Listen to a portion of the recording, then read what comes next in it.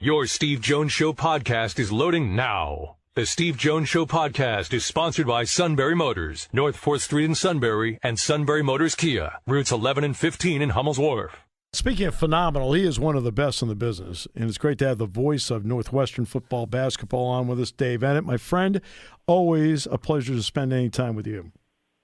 Steve, same here. Great to be with you. We haven't seen you in football, seems like forever. So 5 years.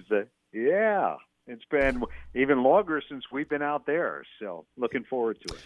Very much so. The Ireland trip. I'll start by assuming that you personally went, right? Yes. Okay, yes, good. I did. Right. So Jack and I can relate to, the experience of being there. It may have been a different stadium, but the experience. What was the experience like? And then what did you see on that day that you would hope to see carry forward? Well, let's see. First of all, the experience was wonderful. The trip was great. We left Chicago I traveled with the team, and we left on Tuesday afternoon from O'Hare, got in like 5 o'clock on Wednesday morning, and went to the hotel, and then they took the team over to the stadium for just kind of a light workout. Not even sure they broke a sweat, really, and then practiced again on Thursday. But one of the things that Fitz had wanted was to make sure they had a bye the following week.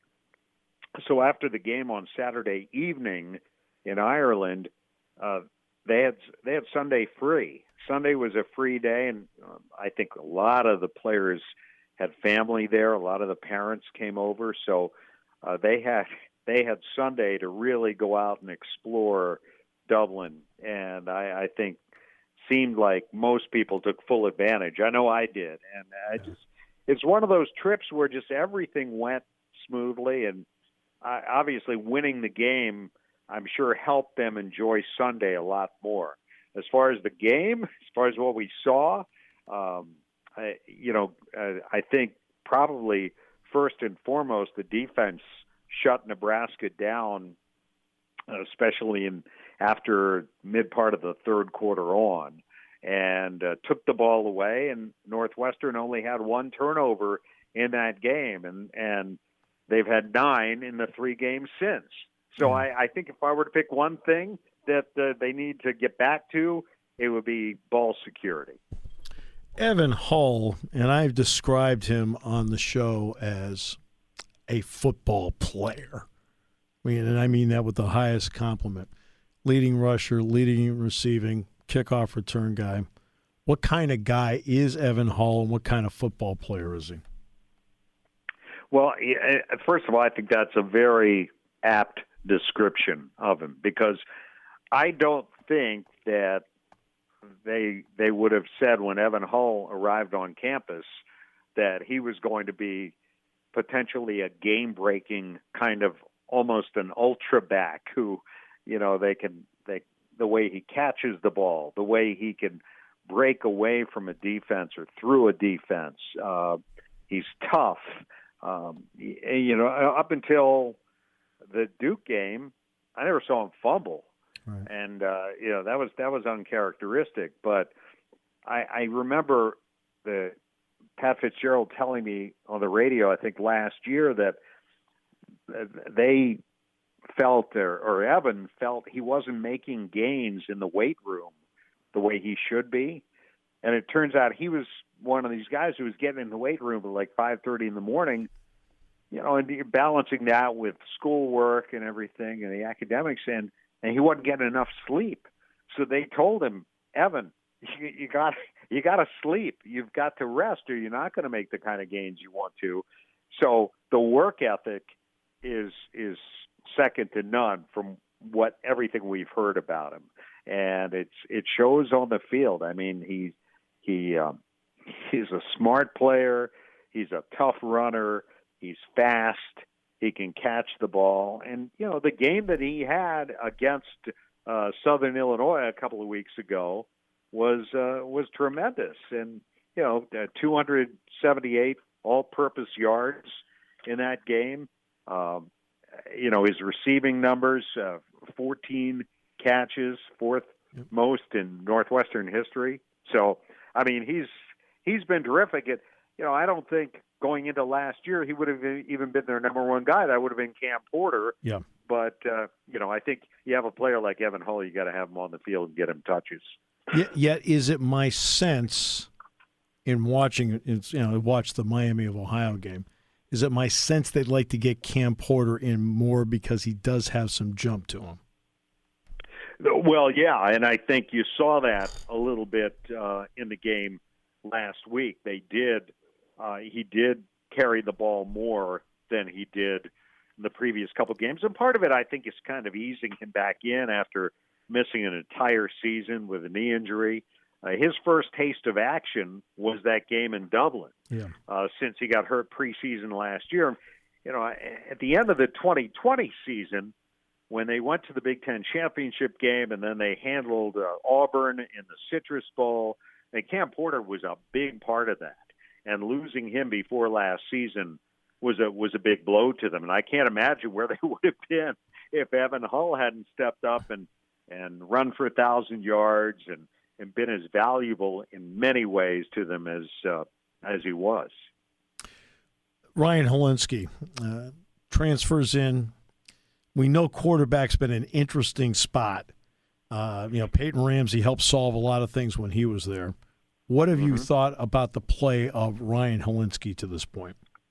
Well, I think it's been better than what we saw last year from any of their guys. I mean, they had some consistency late in the year from Andrew Marty, but he's no longer in the picture and he's moved on. And I think that between Hunter Johnson and Ryan Hilinski, it was a really unstable, inconsistent position last year.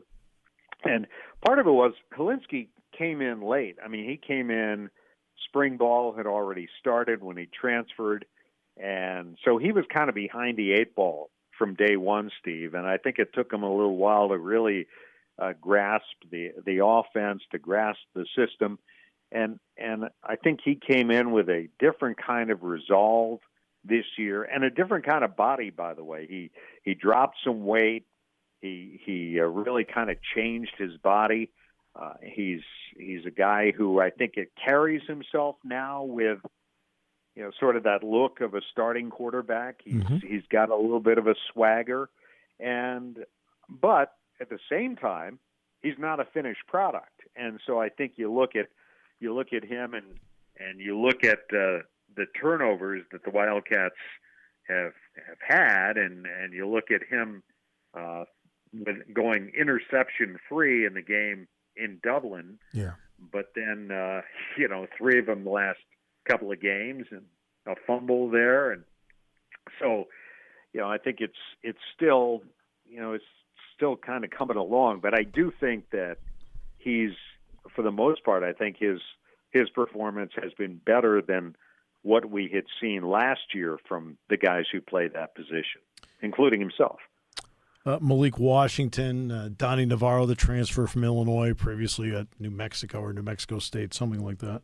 But then there's a tight end, Thomas Gordon, who was, and when I watched the video, I'm seeing 87 more and more. What are your thoughts on him to go with the wideouts? Well, he's, he's been kind of a revelation for them. And, it's funny, he's made some catches, Steve. And part of it is Charlie Mangieri, who was the returning starter at tight end, kind of banged up to start the year, and he's been sidelined and dealing with some stuff. So it's been pretty much Gordon and Marshall Lang. And Thomas has made some catches that make you go, whoa. I mean, one-handed catches. He specializes in that. And I would say the best catch I ever saw a guy make at that position for Northwestern was back when they didn't call it tight end, they called it superback. Yes. Remember? Yes. And a guy named Drake Dunsmore made a catch in the back of the end zone at Penn State. Oh, I remember. Remember that? Oh, yes. I think Gordon has made catches that the closest thing I've seen from a tight end at Northwestern since then. And, he's a big target, and he's got soft hands, and I think there's some confidence there when Helinski's throwing to him that I think you can kind of see. I think those other receivers, Malik Washington has been terrific. Malik Washington, it's almost the second option in the passing game with Evan Hull having such a good year catching the ball. But Malik fumbled a couple times last week. And yes. Again, there's a guy that I haven't seen fumble before. So It's like I asked Pat Fitzgerald, I said, are guys just trying to do too much? And he said, yeah, I mean, not specifically Malik, but he said, yeah, I mean, that's kind of what might be happening here. He fumbled on the last play of the game where they were on the brink of putting themselves in position to clock the ball and get one last shot at the end zone or maybe get into field goal range somehow, and he was trying to get that extra yardage and lost the ball. And, it's not the kind of thing he does. I think Donnie Navarro has been, pretty good, and he's a guy who transferred. He's from the area, played at Illinois. He's returning punts for Northwestern. Yep. This guy made a terrific catch at the back of the end zone for a touchdown in the Nebraska game. And so I think they lost a guy, Stephon Robinson Jr., who came in last year, played 1 year as a transfer from Kansas, who was a deep threat for them.